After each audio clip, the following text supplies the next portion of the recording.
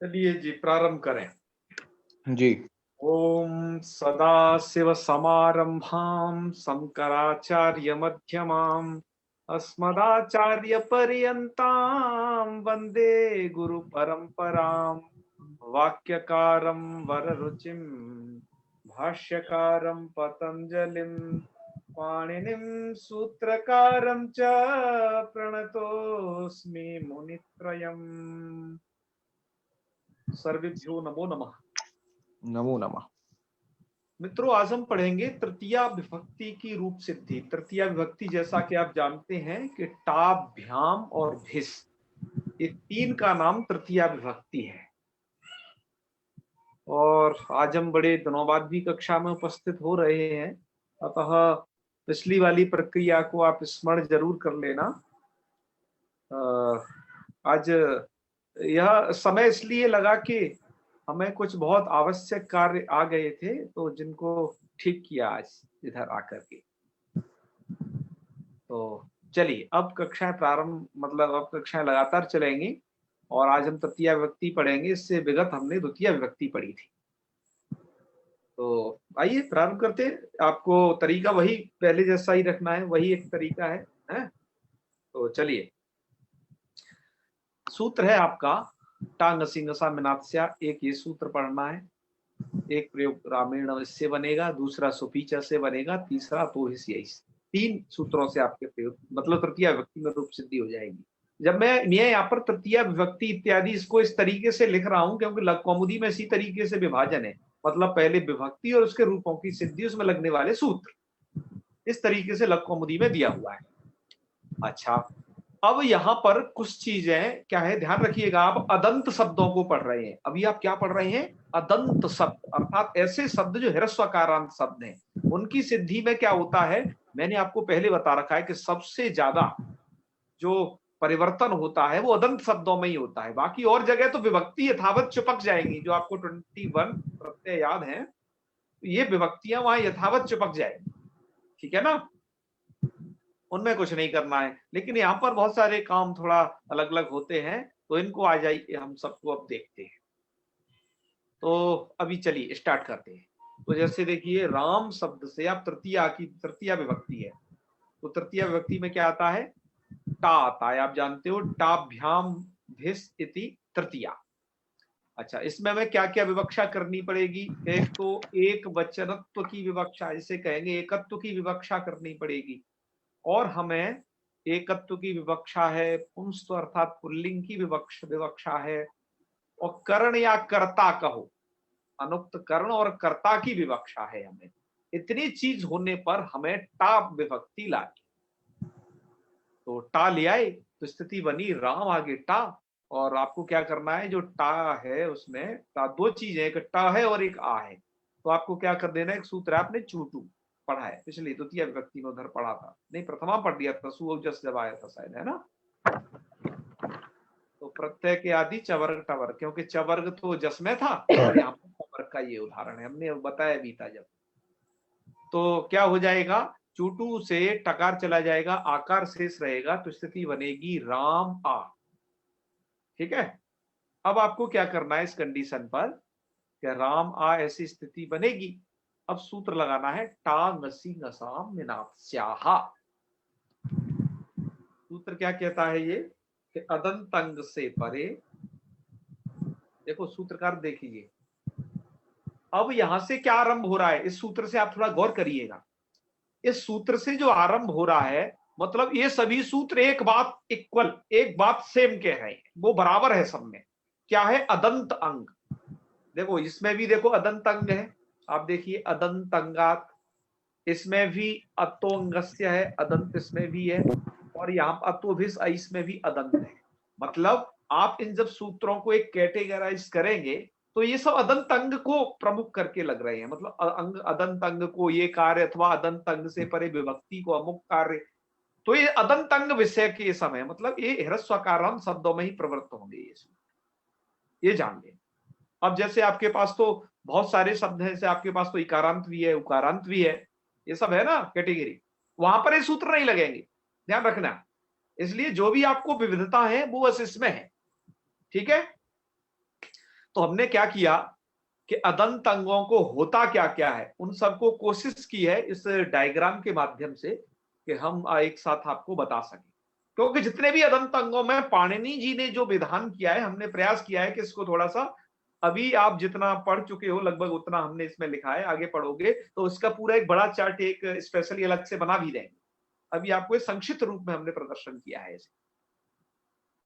तो देखो अदंत अंग को क्या होता है, अब देखिए अदंत अंग के पास, आपके पास जैसे सबसे पहले टा विभक्ति आएगी तो क्या होगा, तो आपको क्या कर लेना है, अदंत अंगात टादी नाम।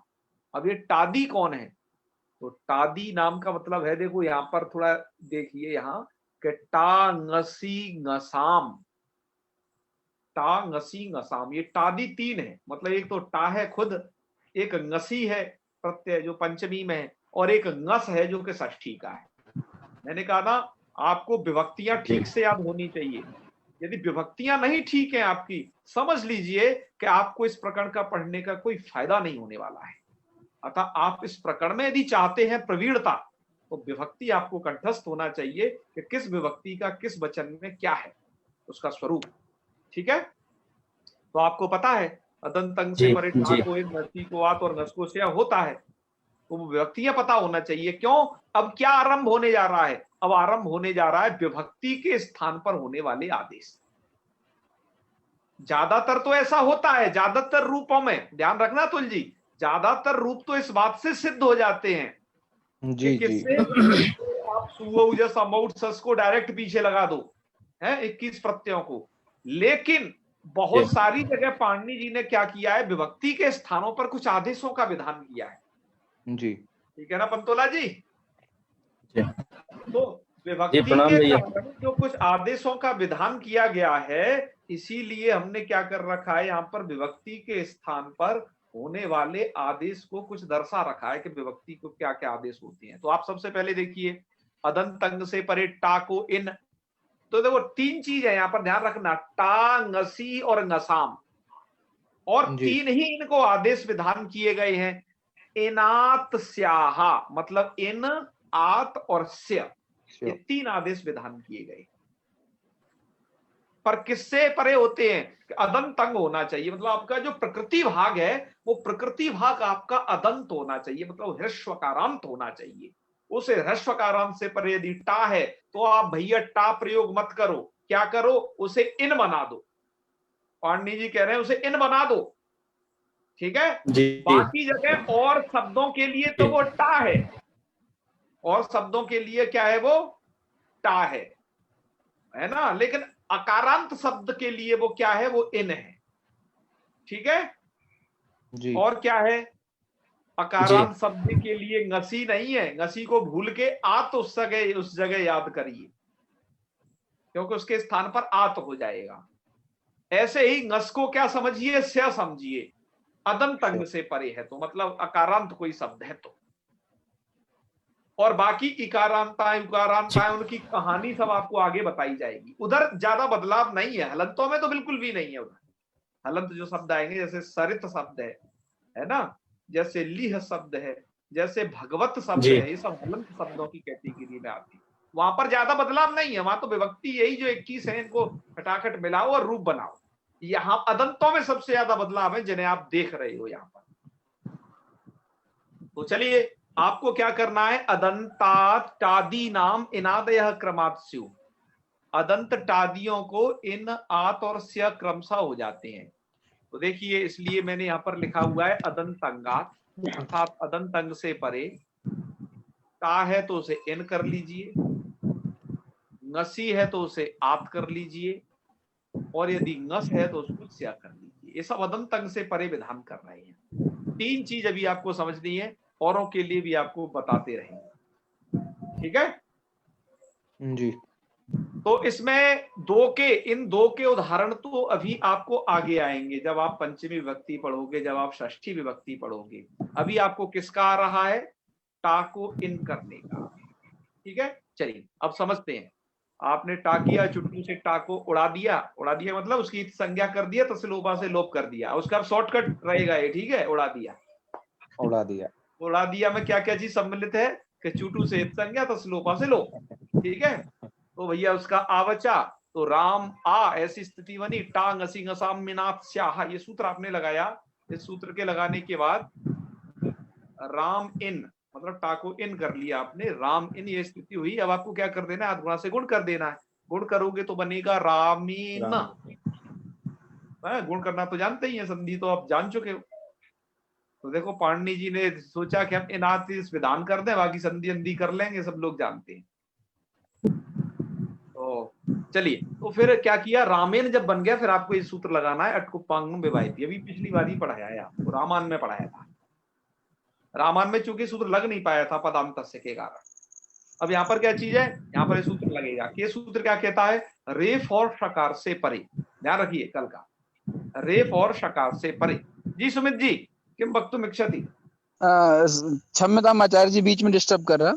हाँ कोई बात नहीं। ये आपने जो बताया कि चुटू ने टा को इत संज्ञा किया, हाँ हाँ हाँ और टा की जगह में ही इन हो रहा है। हाँ हाँ ठीक, अच्छा हाँ यार, ये वाला पॉइंट भूल गए थे थोड़ा बताना तो मैं। जब भी सुनो सुनो, तुम्हारा प्रश्न में समझ गया, उसका उत्तर सुन लो जी, है ना। अपनी वीडियो भी खोल लिया कर, थोड़ा दर्शन हुआ करेंगे, बढ़िया लगेगा हमें भी जी कि हाँ। जी जी आचार्य। हाँ हाँ, तो आपको बढ़िया अरे इनका मुख देखने के लिए तो और कहाँ है। सुनिए सुनिए, आपका उत्तर सुनिए। ये सूत्र तो कह रहा है कि टा को मतलब इन करना है, और हमने क्या किया है, आ को इन किया है। तो जब भी कोई सूत्र ये कहेगा कि टा को इन करो, घसी को आत करो, तो मित्रों आपको क्या करना है, वहां अनुबंध हटा करके ही वो कार्य करने हैं आपको। अच्छा जी। क्या करने हैं, अनुबंधों को पहले हटा देना है, अनुबंध हटा करके ही कार्य करने हैं। ये व्याकरण की सिद्धांत मतलब परंपरा है, ये सिद्धांत है। अनुबंध विनिर्मुक्त पदार्थ की ही उपस्थिति करनी है, मतलब अनुबंध हटा करके।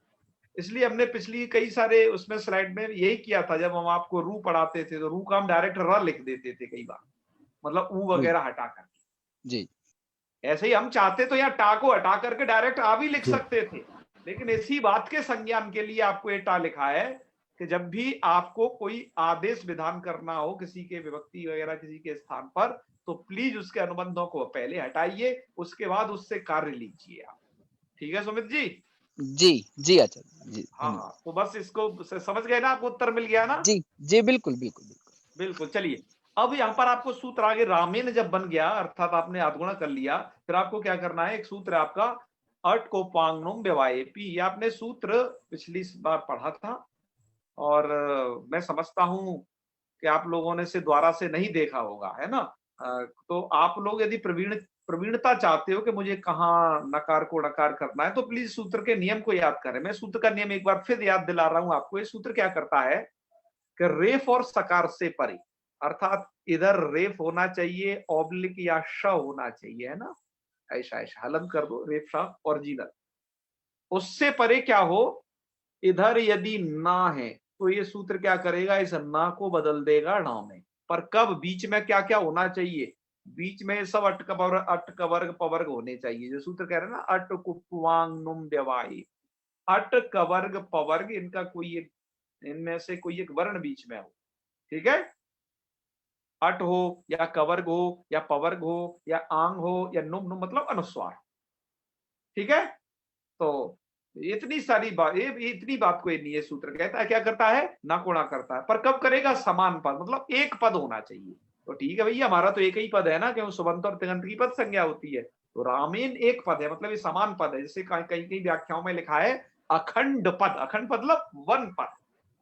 चलिए, तो इससे क्या कर दिया, अब यहाँ पर एक शर्त देखते हैं इसकी घटती है क्या नहीं। चलो, रामेण है, जैसे र आ गया, रेफ और शकार से परे, दोनों में से कोई एक होना चाहिए। तो यहाँ पर र मिल गया हमें आदि में, चलो भैया ठीक है, यहाँ र मिल गया। और आगे क्या है, रेफ और सकार से परे सूत्र करता है ना को ना, और बीच में क्या है, टकवर पवर्ग है। यस, देखो देखो, तो र तो यहाँ मिल गया यहाँ, और न किधर मिल गया, इस साइड में मिल गया। बीच में देखो अटकबर पवर्ग सब कुछ है क्या नहीं, यथावत। हमने चेक किया कि अट कहाँ है जी, रा में आ अट है, माँ में फिर सॉरी फिर माँ क्या हो गया, माँ आ गया पवर्ग। यस, माँ के बाद ए क्या हो गया, ए हो गया अट, उसके बाद ना आई गया। तो ना को क्या हो जाएगा, है ना, ना को क्या कर देना है आपको, ना थोड़ा कर दिया, क्या रूप बन गया, रामेण। तो प्रयोग क्या प्रयोग करना है, रामेण। बहुत सारे प्रांतीय भाषाओं में ना और ना को एक जैसा ही समझते हैं। इंग्लिश में तो प्राय ऐसा ही है, वहां तो ना और ना में ज्यादातर वो लोग भेद ही नहीं है कुछ भी, जी एक ही स्पेलिंग लिखते हैं सबके सब। पर हमारे यहाँ पर ये जो वर्ग के पंचम अक्षर है उनके लिए तो भैया अलग अलग से 5 अक्षर दिए गए हैं, यम अंगणा ना, उनको हम बाकायदा माइक्रो लेवल पर डिफाइन कर सकते हैं। तो ना और ना के उच्चारण में थोड़ा आप लोग भी सभी सावधानी बरतें, एक जैसा कई लोग कर जाते हैं, है ना, वैसा नहीं करना है। तो चलो रामायण बन गया। अब जी। प्रश्न उठता है कि यहाँ पर पदांत से सूत्र क्यों नहीं लगता कि पद के अंत में ना को ना का निषेध करता है वो, जैसे आपने रामायण में तो लगा दिया था। पदांत सूत्र का अर्थ याद करिए, वो सूत्र क्या करता है, पद के अंत में नकार को नकार नहीं होता, ठीक है। तो फिर कहा जी अरे यहाँ पर जी। दरअसल क्या है, यहाँ पर न पद के अंत में नहीं है, बल्कि पद के अंत में क्या है, अरे न में आ भी है, वो है अ है पद के अंत में। तो इसलिए पद के अंत में नकार नहीं होने से कौन सूत्र नहीं लगेगा, पदांत से सूत्र जो नकार के नकार को निषेध करता है वो नहीं लगेगा, ठीक है। कोई उत्तर पूछे तो बता देना, आपको ही बताया गया है। तो चलिए खैर आप इसे समझ गए हो। आइए अब आगे चलते हैं। आपने एक वचन समझ लिया, अब द्विवचन के लिए क्या करना है, द्विवचन के लिए राम आगे भ्याम, क्या प्रक्रिया क्या करनी है, वही करना है, राम राम 2 बार लाना है। विवक्षा क्या होगी आपकी, जो है द्वित्व की विवक्षा है, मतलब द्विवचन की विवक्षा है तो 2 बार राम का प्रयोग होगा। स्वरूपाणाम एक से सुवक्ता उसे एक रह जाएगा। तो आपको विवक्षा किस किस की है, आपको पुंस्त अर्थात पुल्लिंग की विवक्षा है, एकत्व अर्थात सॉरी यहाँ पर द्वित्व की विवक्षा है, और आपको क्या है अनविहित कर्ता अथवा कर्ण की विवक्षा होगी। तो ये आप क्या लाओगे, तृतीय विभक्ति लाओगे, मतलब भ्याम लाओगे 3 चीज होने पर, तो भ्याम ले आए और स्वरूपाणाम एक से उसे पहले एक्सेस कर देना, ठीक है। अब आ गया राम और भ्याम, जो बचेगा वही लुप्यमान के अर्थ को कहेगा। अब है राम भ्याम, ऐसी कंडीशन होने पर सूत्र कौन लगेगा। अब ऐसे ही डायरेक्ट यदि मिला दिया जाए विभक्ति को तो राम भ्याम ऐसा होगा, है ना। लेकिन सूत्र है आपका कौन, सुपीचा। क्या सूत्र है आपका, सुपीचा। एक बात और आपके ध्यान के लिए कह दी जाए, आप लोग आज कोई हाँ हूं कर नहीं रहे, क्या कर रहे हो भाई, सब लोग बिजी हो। नहीं सर, सुन रहे हैं, बोलिए, ध्यान से सुन रहे हैं। हाँ एक बार हाँ हूं कोई बीच में कर दिया करिए, जैसे अतुल जी, पंतुला जी, इनको आज शौक है, सुमित जी है, मतलब एक दो व्यक्ति को जरूर करना है, सबके सब नहीं करें, नहीं तो आपको आधे दे दोगे वही करेगा। हाँ तो चलिए इनको बता देते हैं। अतुल जी आप कर सकते हैं ना। अरे मेरे भाई जी साहब। जी चलिए तो आप अपना वीडियो भी ऑन करें यदि कोई समस्या ना हो तो। जी और जी पंतोला जी आप वीडियो क्यों ऑफ किए हो, आप भी वीडियो ऑन करें। संदीप जी आप भी करें। हाँ मेरा तो वेरी ऑन गुड। है, देखो मैं तो आपको वीडियो मेरा ऑडियो ऑन सब, है, देखिए। हाँ बिल्कुल बिल्कुल। अरे भैया, हाँ भाई साहब, बोलिए बोलिए। मैं लैपटॉप से आज वो कर रहा हूँ तो देख रहा हूँ इसमें कैसे क्या हो। मैंने कहा मैं लैपटॉप से जुड़ा हुआ हूँ तो इसमें देख रहा हूँ कहाँ क्या है। अरे आप पाठ को सुनिए, डिवाइसों में मत लगे नहीं। रहिए। अरे आप नहीं, बात सुनिए, वो आज सब ये देख देखना लोगे भी आप, तो ठीक है। कैसे क्या हो तमाम रहा है। सेमिनार पढ़ेंगे उसमें चेक कर लेना। ठीक है, समझ रहे। ये भी हाँ हाँ चलिए मैं आपको ये बताना चाहता हूँ बिल्कुल मित्रों, बिल्कुल। आप आज पहली बार, मतलब अभी अजंत पुल्लिंग पढ़ रहे हो, आप अभी तक सभी अजादी विभक्तियां पढ़ रहे थे, आज आप पहली बार एक हलादी विभक्ति पढ़ने जा रहे हैं। क्योंकि मैंने आपको बताया है उसमें, देखो हमारा आजादी और हलादी का भी विभाजन था, आपने ध्यान दिया हो, जिसमें आपकी 8 हलादी विभक्तियां हैं और बची खुची विभक्तियां जो है आजादी हैं। और अजंत जो पुल्लिंग हो या स्त्रीलिंग हो या नपुंसक लिंग हो, इनमें अजंत अर्थात आजादी विभक्तियों में ज्यादा काम आपको मिलेगा। हलादी विभक्तियों में तो प्राय ना के बराबर कार्य है, ना के बराबर या तो है ही नहीं, और है तो ये अदंतों में कार्य है सिर्फ आपको जो दिखाई दे रहा है। तो आज हम कौन सी विभक्ति पढ़ने जा रहे हैं, हलादी, जिसके आदि में हल है, ठीक है। अब ये मत कहना संदीप जी कह रहे टाभी तो हलादी थी, अरे भैया उसकी संज्ञा कर लोगे ना, चूटू हटा देगा, उसको आजादी ही बचेगी वो। तो जब भी आपको आजादी हलादी देखना हो, वो भी अनुबंध हटा करके ही देखना, जी जी ठीक है ना। जी आचार्य। चलिए तो राम आगे भ्याम, आप हलादी व्यक्ति पढ़ने जा रहे हो, कुछ भी नहीं करना है। एक सूत्र है सुपी च, क्या करता है ये, ययादौ सुपी अदंतंगस्य दीर्घ, यदि सुप के परे रहते अदंतंग को दीर्घ होता है, ठीक है। तो ये देखो ये वाले यहाँ पर लिखा हुआ है यादी सुपी अदंत अंगस्य दीर्घ, नीचे जो है एक बना हुआ है। मुझे यहाँ पर ये है ना सबसे नीचे देख रहे हो इस डायग्राम में अदंत अंगात के सबसे नीचे ये यादव सुपी देख रहे हो ना? जी जी दरअसल यहाँ पर ये मुझे नहीं लिखना चाहिए था। क्यों? ये वाला कार्य अदंत अंग से परे विधान नहीं होता है। ये तो क्या है कि उस हलादी विभक्ति के परे रहते, अर्थात जो यादी सुप है उसके परे रहते प्रकृति को एक कार्य होता है अदंत अंग को दीर्घ। तो मैं इसे यहां से हटा दूंगा, मुझे अच्छा नहीं लग रहा है ये। इसको मैं दूसरे तरीके से या फिर इसका लेखन होगा कुछ, ठीक है, इस एक पॉइंट का बस। तो चलो, तो क्या करना है, अदंत अंग को दीर्घ करना है। तो राम में अदंत अंग कौन है? अदंत भी है और वो अंग भी हो, अंग मतलब अंग संज्ञा। तो राम का राम यह अदंत है और अंग भी है, ध्यान रखना। राम क्या है? अदंत भी है और अंग भी है। तो क्या कर दिया? दीर्घ कर दिया। दीर्घ कर दिया तो रामाभ्याम बन गया।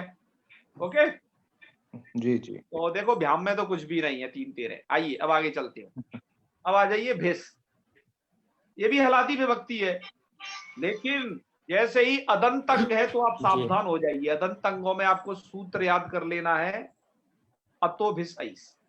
पाणिनि जी क्या चाहते हैं? पाणिनि जी चाहते हैं कि अदंत अंग से परे जो भिस है वो ऐस के रूप में प्रयोग हो, मतलब वो भिस नहीं चाहते हैं उसे। तो आप कहोगे भैया जब भिस को ऐस करना था तो ऐस ही कर देते ना डायरेक्ट पाणिनि जी। तो मैंने आपको क्या कहा कि यह जो पाणिनि जी ने प्रत्यय बनाए हैं वो सभी शब्दों के लिए बनाए हैं। उनके पास इकारांत, उकारांत, मकारांत, हकारांत, लकारांत तमाम तरीके के हैं। उधर क्या है कि ज्यादा परिवर्तन नहीं है, वहां तो भिस ही भिस यूज होना है हमेशा। अब जो भी ज्यादा परिवर्तन है वो अदंत अंग के साथ है। तो इसलिए पाणिनि जी ने क्या कर दिया? अदंत अंग से परे भिस को ऐस बना दिया, जी सूत्र अलग से रचकर। ठीक है जी जी हाँ, ये पाणिनि जी की आप इसको भी टेक्निक को भी समझते जाए, उन्होंने शब्दों को कैसे बांधा है कि सभी लोग इन नियमों के अनुसार उन हजारों लाखों शब्दों को समझते रहे। तो क्या हो जाएगा? अदंत अंग से परे भिस को ऐस। इसलिए देख रहे होगे आप यहाँ पर कि ये अदंत अंग से परे वाला भिस को क्या कर देना है? ऐस। ऐस ठीक है, अच्छा भिस को ऐस कर देना। चलो ये तो हम अभी कर लेंगे। भिस को ऐस कर लिया, देखो राम भिस और राम ऐस कर दिया ना। चलो अब क्या करोगे? राम ऐस, राम आकार के बाद ऐकार मिल गया, मतलब आपकी यहां पर कौन सी संधि हो सकती है? कौन संधि हो सकती है? वृद्धि संधि, वृद्धि संधि। बहुत अच्छे है, सब लोग जानते हैं। वृद्धि संधि कर दिया। करने के बाद क्या होगा? रामैस ऐसा बनेगा ना कुछ, और सकार को रुत्व विसर्ग मार देना। रुत्व विसर्ग की प्रक्रिया क्या है वो समझ लेना, क्या वो पहले ही बता चुके हैं कि सज स्वरू से रू करना, रू का र बचेगा, र को फिर अवसान संज्ञा और विसर्ग विसर्जन से विसर्ग बना देना। इतनी सारी प्रक्रिया इंक्लूड रहती है रुत्व विसर्ग में। ठीक है हाँ जी तो फिर अब क्या हो गया? रुत्व विसर्ग हो गए रामई ही, ऐसा प्रयोग बनेगा विसर्गाम। अच्छा एक चीज और बच गई। अच्छा अरे इसके मूल में कुछ शब्द बच गया है। देखो ये वृत्ति यहाँ पर लिखी नहीं है आपकी, आप किताब देखोगे हमने आपकी सुविधा के लिए एक दूसरी प्रति से देख करके जोड़ दिया। ये वृत्ति है तो भी सही कि अदंतात अंगात परस्य भिषः ऐस्य।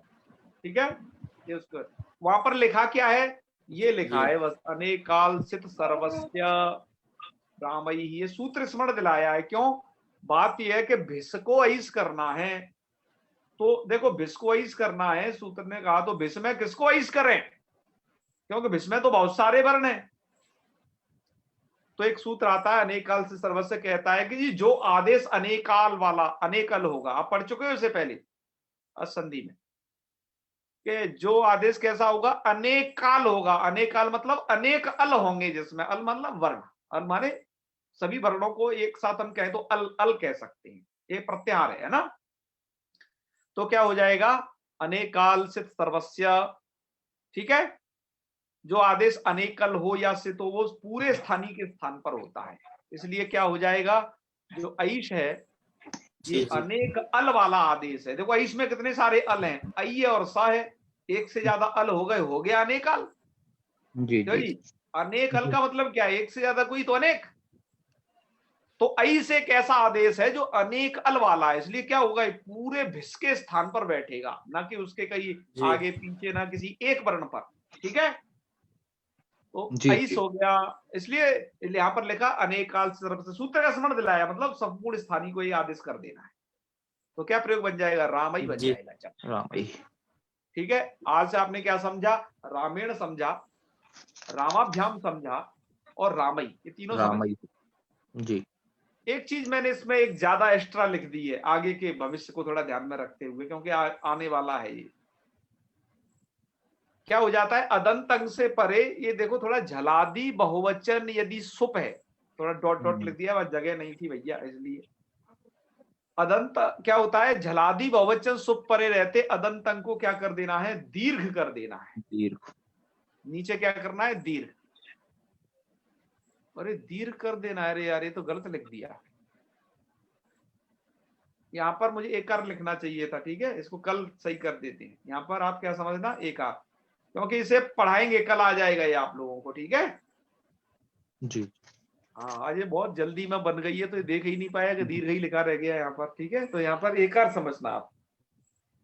और जितने भी अदंत अंगों में कार्य हैं, हम चाहेंगे कि इस प्रकार का एक डायग्राम आप लोगों के सामने, इसलिए आपको पता चल जाए है, इसमें सूत्र का सार है बस, इसमें और कुछ भी नहीं है, कोई अलग से नहीं है। पाणिनि जी की बात को एक डायग्राम के रूप में प्रस्तुत किया गया है बस, है ना। तो चलो, आज आपने तृतीय व्यक्ति के रूप की सिद्धि पढ़ ली। यदि इस विषय में आपको यदि कोई प्रश्न है तो आपके प्रश्न स्वागत योग्य है। हाँ जी, कहिए, यदि आपके इससे संबंधित कोई प्रश्न हो तो आप बता सकते हैं।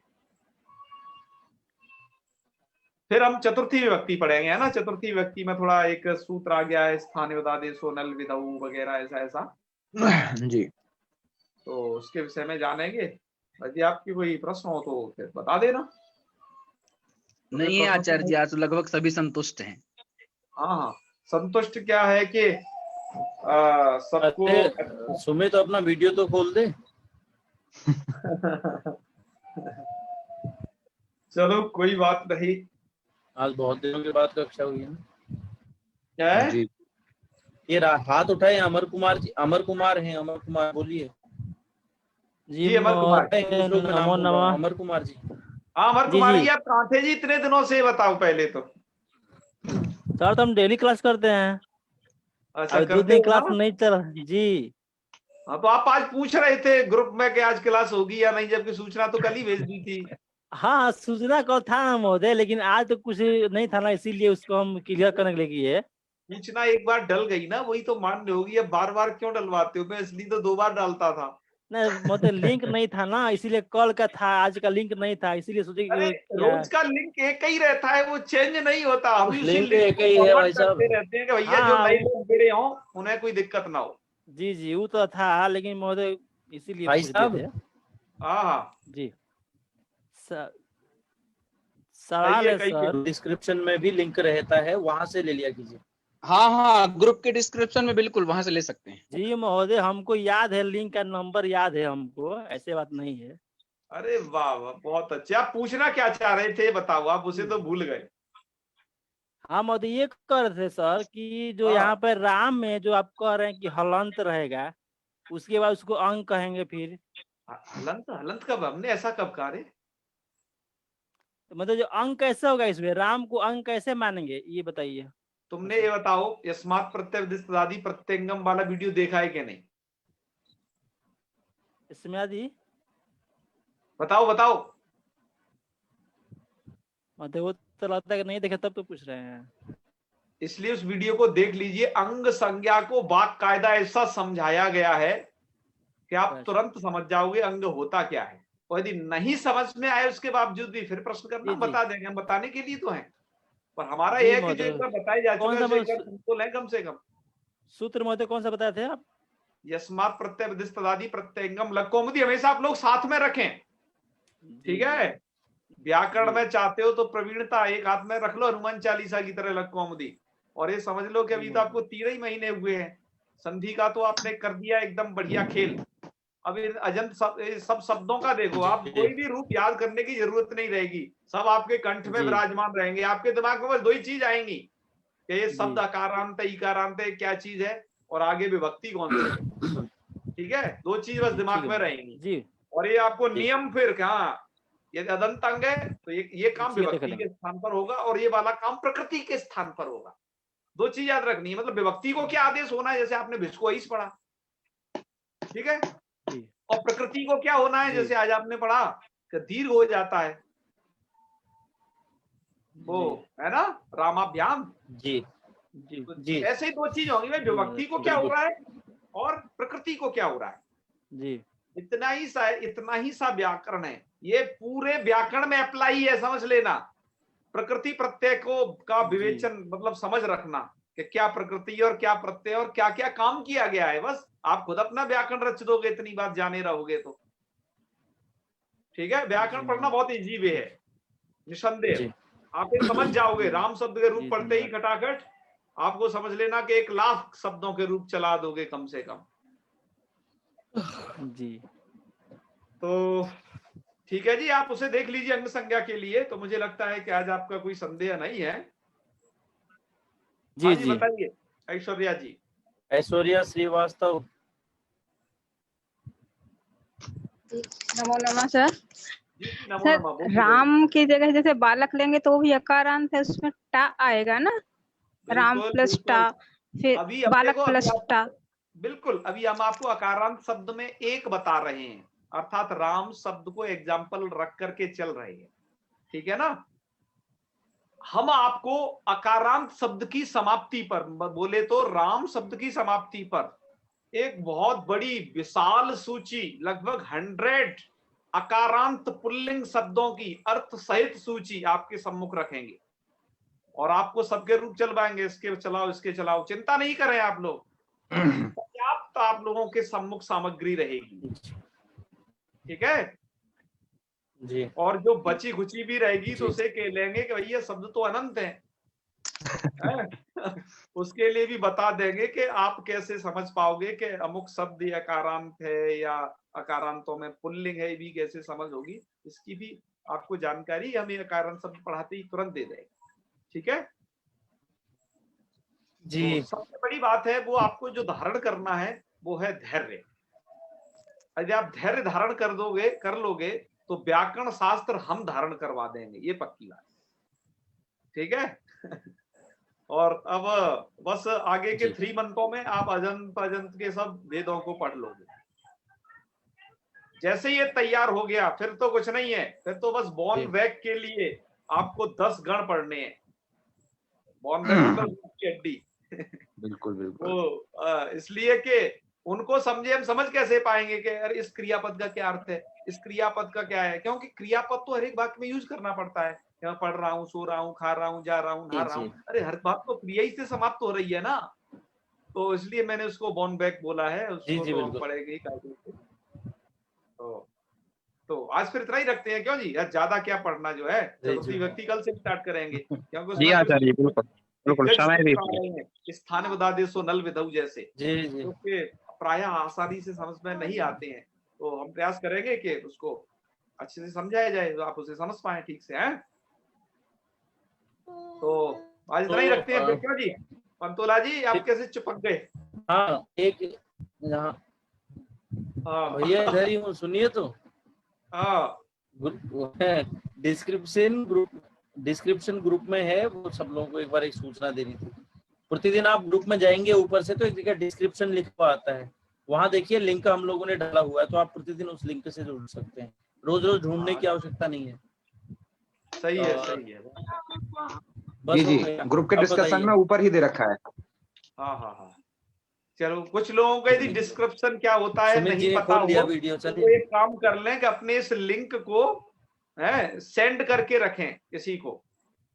वैसे तो हम रोजाना उसे कर लेते हैं इधर, वो किसी को सेंड करके रखें, ऐसे व्यक्ति को जो तुम्हें ज्यादा मैसेज नहीं करता हो, कोई जानता नहीं हो, तो उसको तुरंत ढूंढे, वो आ जाएगा लिंक। ठीक है, तो ऐसे कई सारे तरीके हैं, नहीं तो आप एक हम ऐसा ही व्यक्ति को सेंड कर दीजिए जिसने आपको ब्लॉक कर रखा।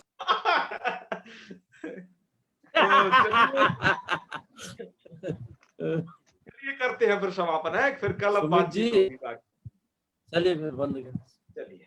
ओम सर्वे भवन्तु सुखिनः, सर्वे सन्तु निरामयाः, सर्वे भद्राणि पश्यन्तु, मा कश्चित् दुःखभाग् भवेत्। ओम शांति शांति शांति। सर्वेभ्यो नमो नमः। शुभ रात्रि। प्रणाम। प्रणाम। हर महादेव। हर